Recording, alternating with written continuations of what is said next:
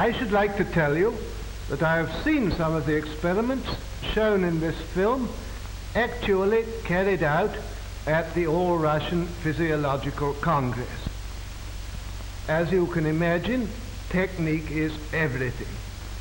Besides such work as you are about to see, Bryukhanenko shares the credit for the methods of human blood transfusion which were first developed in the Soviet Union and are now practiced in this country, which have saved so many lives during the war. What enabled Soviet scientists to solve this problem? Long ago, science established the fact that animal organs and tissues isolated from the whole organism can be maintained in a living state. But in order to achieve this, special artificial conditions must be created.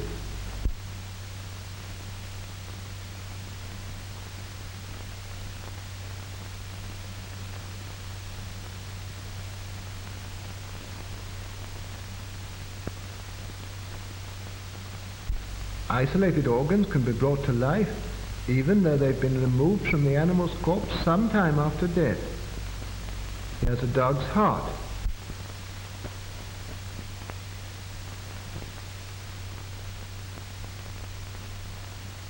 It can function as well in artificial conditions as in a living organism, and for this purpose, blood is introduced into the cardiac vessels.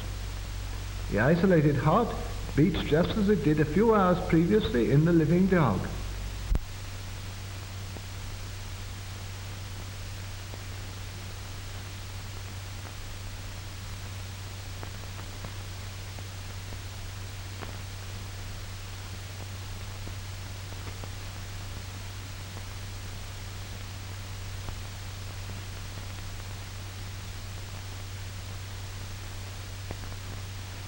The following experiment is conducted on lungs taken from an animal.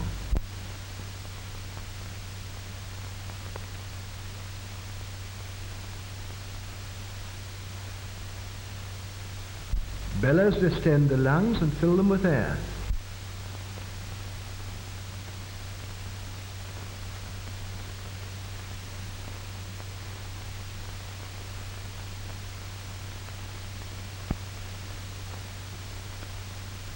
The venous blood is forced into the lungs by the action of the pump. The dark venous blood passes through this tube.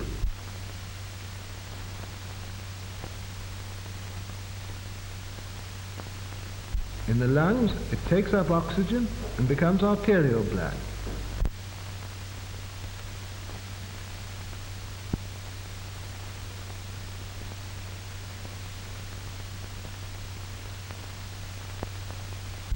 The isolated lungs breathe, producing the same chemical changes as in the living animal.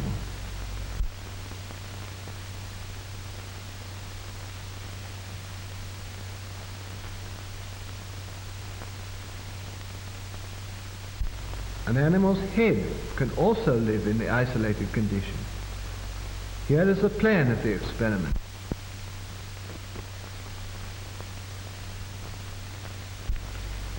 The arterial pump takes arterial blood from the reservoir to the head, while the venous pump drains off the venous blood. The blood is arterialized in the reservoir, where there is a steady flow of oxygen.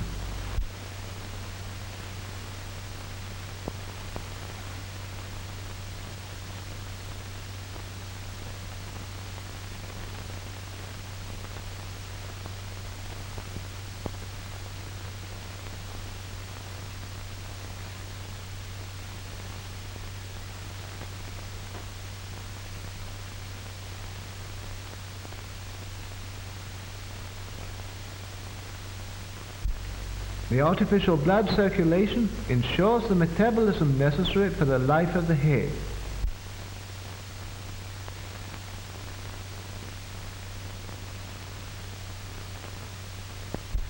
The isolated head lives on for hours and reacts to external stimuli.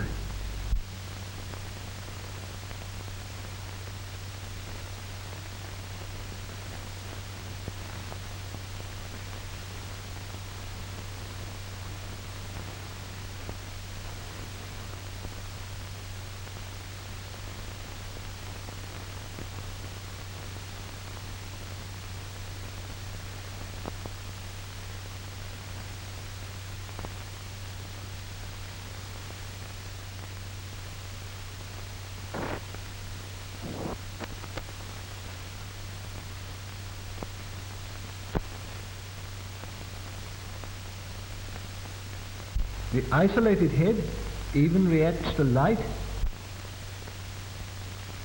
and to sound.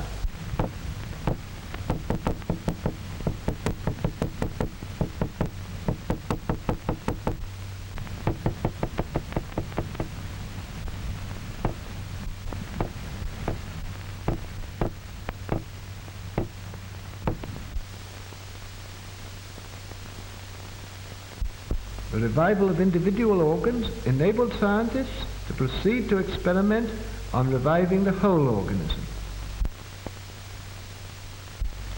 The revival of the whole organism can be achieved with the help of an apparatus called the autojector.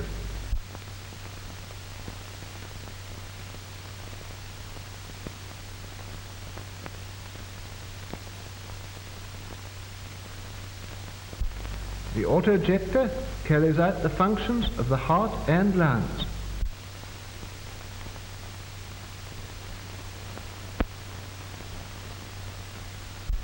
As we know, the heart, by its rhythmical contractions, supplies the body with arterial blood rich in oxygen.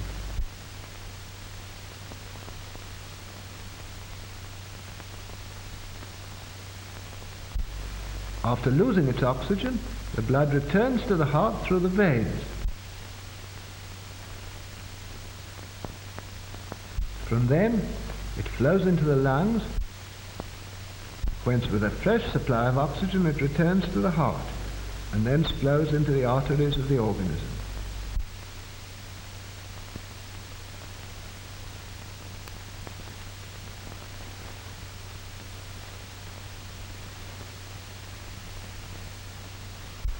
The autojector works on the same principle. The apparatus includes a system of pumps for supplying blood and drawing it off.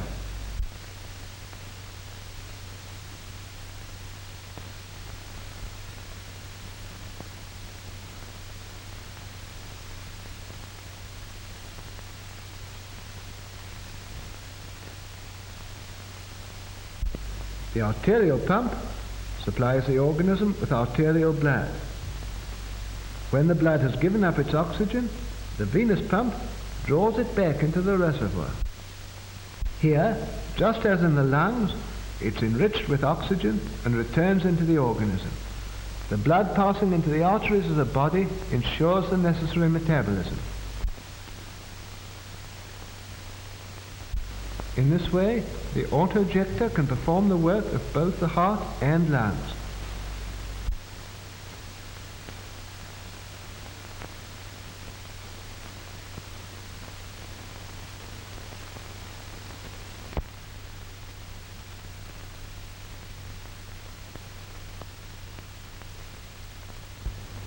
We begin the experiment of revival.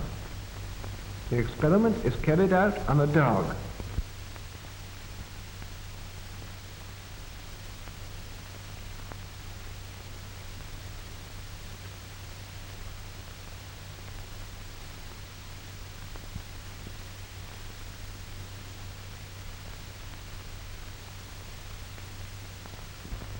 A substance which prevents clotting is introduced into the animal's blood. The dog is under an anesthetic. It doesn't feel pain. No interruption of the animal's normal functions has yet occurred.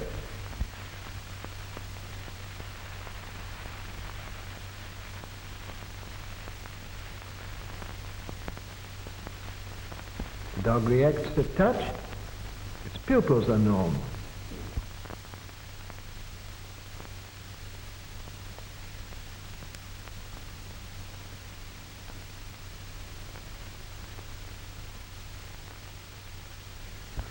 A special apparatus, the kymograph, registers the breathing and the function of the dog's heart.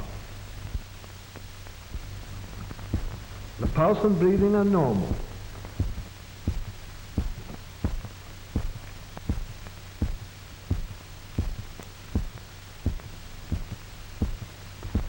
The experiment begins. All the blood is drained off through the carotid artery.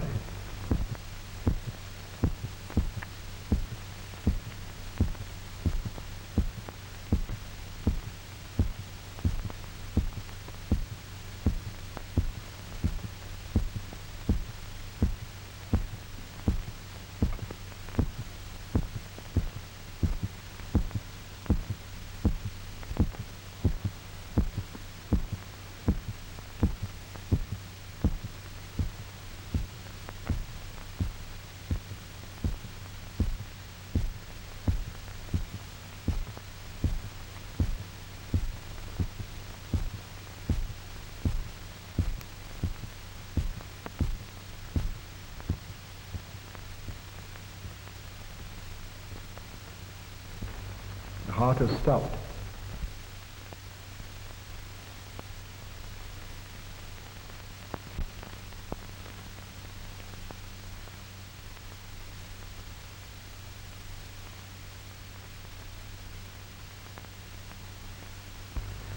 This is one of the animal's last gasps.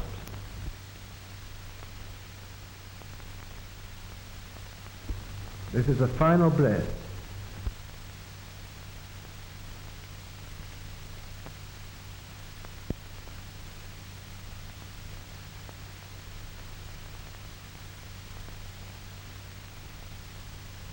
The dog is dead.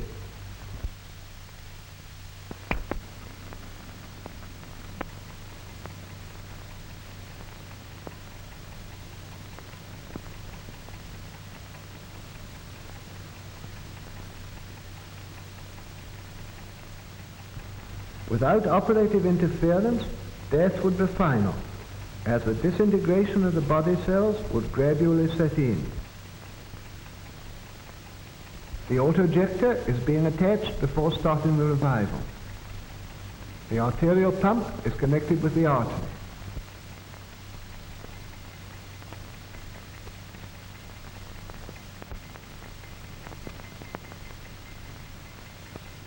The venous pump is connected with the vein.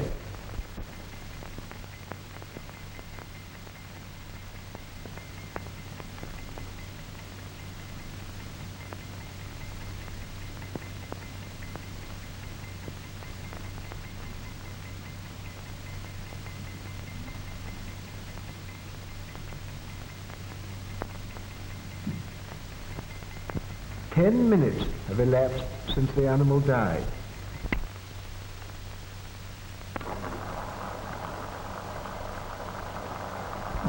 The blood removed from the animal is pumped back into its vessels by the autojector.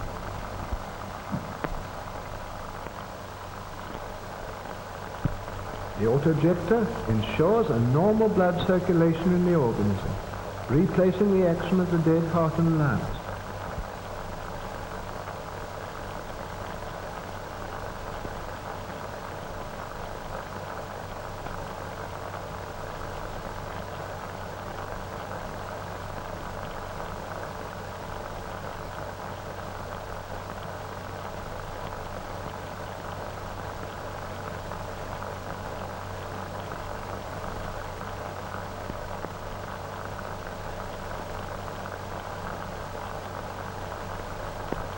The artificial blood circulation gradually induces the heart to start beating again.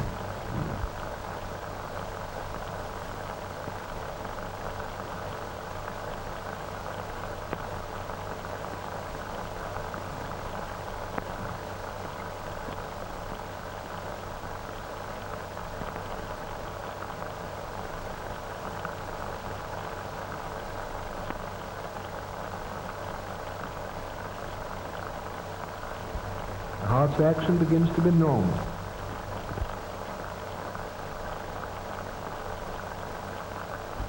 First sign.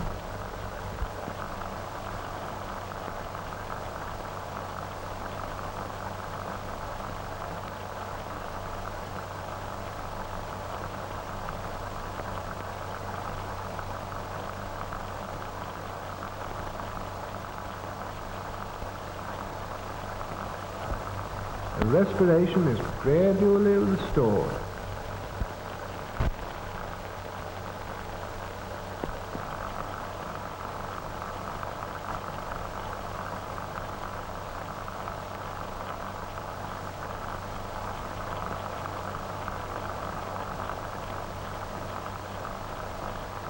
The dog breathes more normally and evenly. The animal's condition approaches normal. We can now disconnect the autojector and leave the organism of the dog to maintain life with its own resources.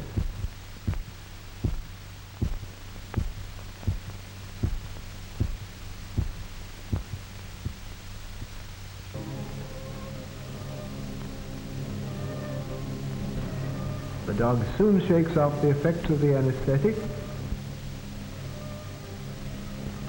The dog is still weak, and can't move.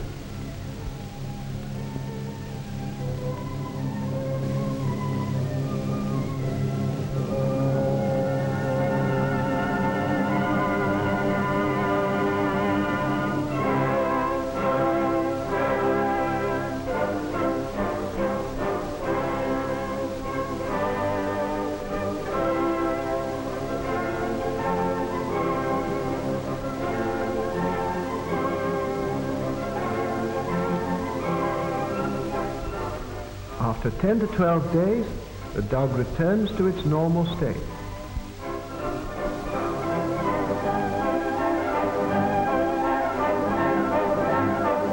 After the experiment, dogs live for years, they grow, they put on weight, and have families.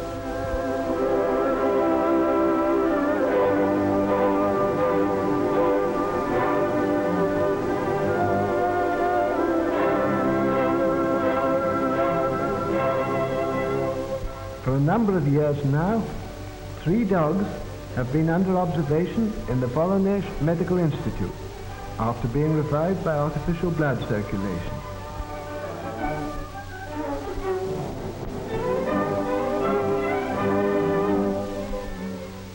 This dog, Bunny, was revived in 1939 after having been dead for 8 minutes. Black Ears is the offspring of revived parents. She herself was revived in 1939 after 11.5 minutes of death. Naida was revived in 1938 after 15 minutes of death.